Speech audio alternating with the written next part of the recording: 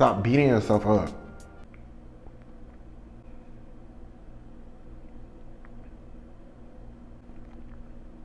It is okay to let some balls drop. I'm being serious. He's a baddie, he knows he's a 10. He's a baddie, he knows he's a 10. He's a baddie, he knows he's a 10. He's a baddie, he knows he's a 10. Today's video, the bonnet is on, the robe is on. So it's gonna be more of a late night topic talk. You know, chill vibes, low energy, it's the end of the day. And we're just gonna talk about one of the topics that one of y'all suggested on my Instagram. If you don't follow my Instagram, I doubt you don't follow my Instagram, because literally, I doubt YouTube is pushing my videos out to strangers. The topic of today's video is, how do you find peace? Or more like, how do I find peace as a gay, black man? First thing is knowing the difference between protecting your peace and isolating. Okay, so I wanted to move into my apartment, in my first apartment, really alone and be by myself, no roommates. I mean, it was gonna be harder, but I wanted that because I felt like, you know, it would allow me to do certain things and be more focused and not have any distractions. I could just focus on my goals.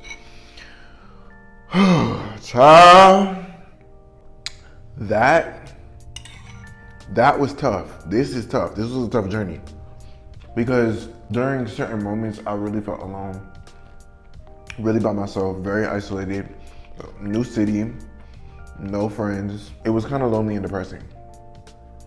What I had to realize was there's a difference between protecting your peace and isolating. Isolating just means you're alone. Doesn't mean you're at peace. Protecting your peace doesn't mean you're alone. It just means you are more firm on being clear of doing things that are making you happy, making you calm, making you present, and staying away from the things that take you out of that space that trigger you, actively testing your patience and testing whether or not you're a child of God. You know, knowing the difference between that and then choosing to protect your peace and then learning how to do that. Spending time alone can be a form of protecting your peace when you're actively doing things that are cultivating that, right? Going out and working out, I know that's my go-to, but working out or going for a walk in the park, listening to music, going to the museum, like doing things, taking yourself out on a date, like spending time with yourself and actually doing things for yourself, with yourself, by yourself. That's being alone, but it's not depressing. It's not lonely. There's a difference. Having boundaries with people and having boundaries with yourself and social media, not letting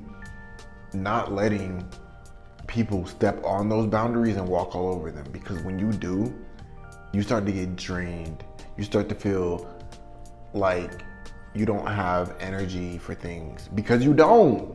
You're giving energy to everything because you don't have any boundaries of when it's time for you to stop being on social media. It's time for you to stop dealing with that man. It's time for you to stop being in that circle that doesn't do anything good for you.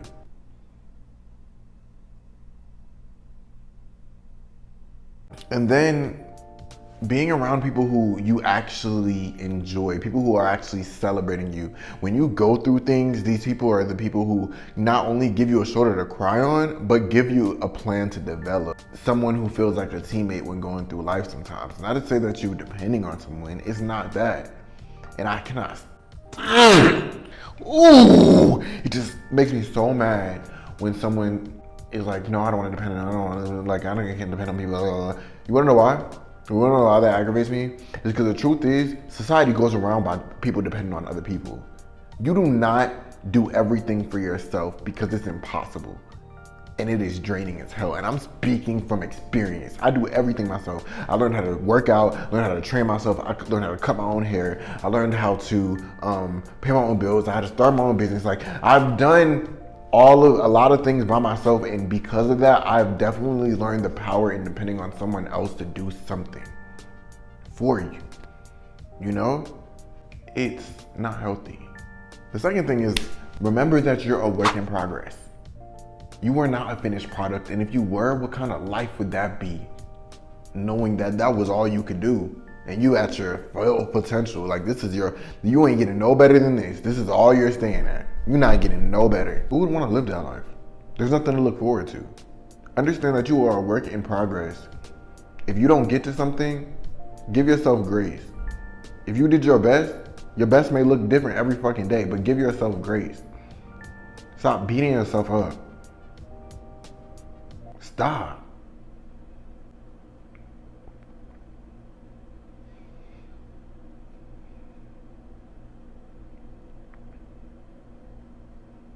It is okay to not get everything done. It is okay to let some balls drop. I'm being serious. It's okay. I promise it is. Life goes on, you get better, you get more efficient, you want to do all these things, but you don't have enough time in the day. You'll eventually learn how to structure things out. You'll eventually learn how to do things more efficiently so it doesn't take as much time, but you cannot get so frustrated with yourself for not knowing how to be good at everything as soon as you start. Remember, you are a work in progress, and that is the beauty in everything, whether it is relationships and dating. You're a work in progress. Okay? You're not supposed to be the perfect boyfriend or the perfect girlfriend, the perfect husband, whatever. You get better. As long as you're trying to get better, then that's all that matters. Number two, whether you're starting a new career, you're starting a new business, once again, work in progress. No one's expecting you to be the best as soon as you get hired, bro. Whether that's working out or any other facet of life, bro. I keep saying bro. Yo, the straight gene acting up. Number three, be mindful of your relationships and the people who you sleep with. If you're always gonna be thinking about someone, at least let those thoughts bring you peace. Don't let them thoughts be making your chest hurt. If someone's always on your mind because you don't know what they're doing, what they got going on, because you feel like they might be cheating on you, or if they're just like losing interest in you, or all these other things, right? You know what all those things have in common, no matter what they are? You can't control none of that. You can't control if they're cheating on you, if they're looking for somebody else, if they're spending time with someone else, or if they're losing interest or anything like that. You can't control that. But you know what you can control? Whether or not you want somebody like that still around. Why do you want someone who's unsure about you to be around? Know your worth. You don't deserve that. You deserve way more than that.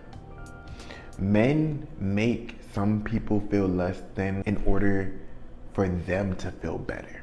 I see too many good people losing themselves and breaking down because of a man who didn't see exactly what they brought to the table.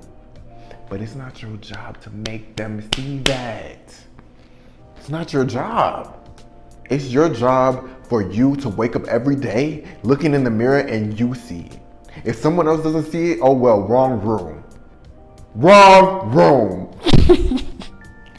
They'll be like, oh, there's more fish in the sea. I don't want that fish. I don't want that fish. I want this fish. You want the fish that don't want you? It's a fucking fish. Be better. Or listen to your intuition. If something makes you uncomfortable and it's not something that is a challenge, meaning doing something like acting a certain way is making you uncomfortable, being in a certain room is making you uncomfortable, that's your intuition telling you something. Follow it. It's protecting you. To be honest, I've stayed in relationships and I've stayed in talking stages or whatever, blah, blah, blah, knowing that my intuition was telling me like, I feel uncomfortable, like this does not feel safe. And I ignored it. And you know what happened? I got hurt. Every single time. There was never a time when my intuition said, this doesn't feel right, I'm confused. And I was just like, oh, it's okay, like, you know, whatever. And you know, let's just see how this plays out. You know what happens when shit plays out? You gotta go through the healing phase again. Your peace is being disrupted. If you're confused, you're not at peace. If you're confused, you are not at peace. Whether it's with your friends or that man or that job, like if it's confusing, you can't be at peace because it's not sitting right with you. You don't understand it, so it's bothering you. It doesn't necessarily mean off rip every time you're confused that it's not right, but that's why I say listen to your intuition. Sometimes you're gonna feel confused and uncomfortable. Listen to that. It's telling you something. Maybe you need to reevaluate those people in your life. Maybe you need to reevaluate that career you chose. Maybe you need to reestablish some boundaries. Ooh, number 5. Whoa, this one, Apollo. Limit your comparison of yourself to others and walk your own path. Do not limit your potential. I know that one was long, but that one was really for me. Limit your comparison of yourself to others and walk your own path. There is no script. Do not limit your potential. That is a big one for me because one, of course, sometimes I'm comparing myself to others and I'm feeling inadequate about myself. And then I have to catch myself and I have to understand like, that's their journey and then this is yours. There's lessons and things that you need to learn in order for you to elevate further. You don't know what they got going on in their journey, what they did, or what they are dealing with. But you know what you got. You know what you got to face, and you know, don't limit yourself. Don't think that what is now is all that can be. Look further than that. Have faith. Keep manifesting. And then walk your own path. Don't try to do everything everybody else is trying to do. You're not them. You're not them. You're not them. You're not them. If you're trying to be somebody else and do what other people are doing, you're not going to be able to reach your full potential because you're constantly limiting your creative mind in order to fit someone else's script. You want to go off script, but you got to force yourself to be on script because you feel like that's what you got to be in order to get the same success someone else had. You want to go off script, but you got to force yourself to be on script because you feel like that's what you got to be in order to get the same success someone else had. The truth is, you won't get that success. That's not your script to follow. You write your own. You walk your own path. And it feels way better and you're way more confident in it because even if you, whatever it is, stats that you're comparing with the next person, you know it doesn't matter. Because guess what? You are unique. Your stats are unique to you. Limit your potential by trying to be somebody else. Don't limit your potential by trying to have what everybody else has. Man, fuck that, bro. That's it for this video. It was just 5 things on how I find peace. Comment, like, subscribe for more videos. I'm still figuring out where I do want to take this channel and what I'm gonna do, but I do know one thing for sure is that I do want to be consistent with at least 1 video a month. But shit, let's do more. If I can do more, I will do more. But right now, my goal is 1 video a month. My next video will definitely be something more fun, not as laid back, but just know that this is a safe space and we're here and we're on this journey together. We're still blooming.